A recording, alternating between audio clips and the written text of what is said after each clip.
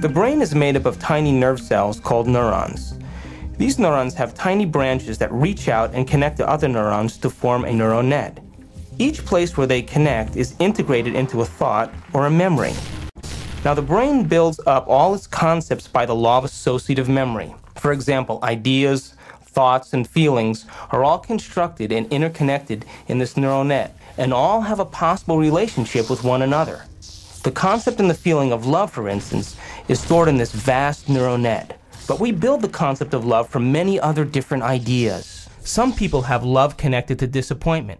When they think about love, they experience the memory of pain, sorrow, anger, and even rage. Rage may be linked to hurt, which may be linked to a specific person, which then is connected back to love. The brain does not know the difference between what it sees in its environment and what it remembers, because the same specific neural nets are then firing.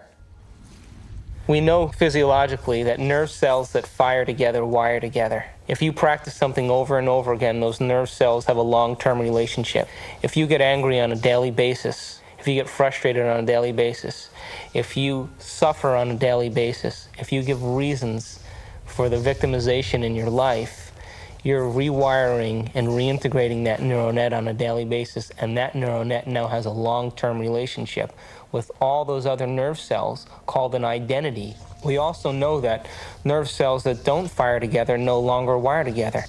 They lose their long-term relationship because every time we interrupt the thought process that produces a chemical response in the body, every time we interrupt it, those nerve cells that are connected to each other start breaking the long-term relationship.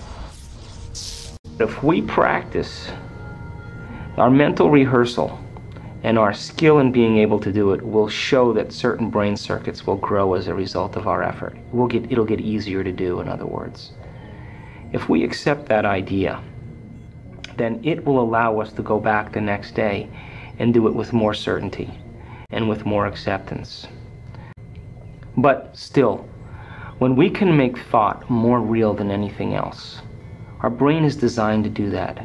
The frontal lobe, with its enormous space, is the altar in which we place a thought, and it gives us the permission to hold the thought for an extended period of time, and it lowers the volume to the external stimuli. We lose track of time and space.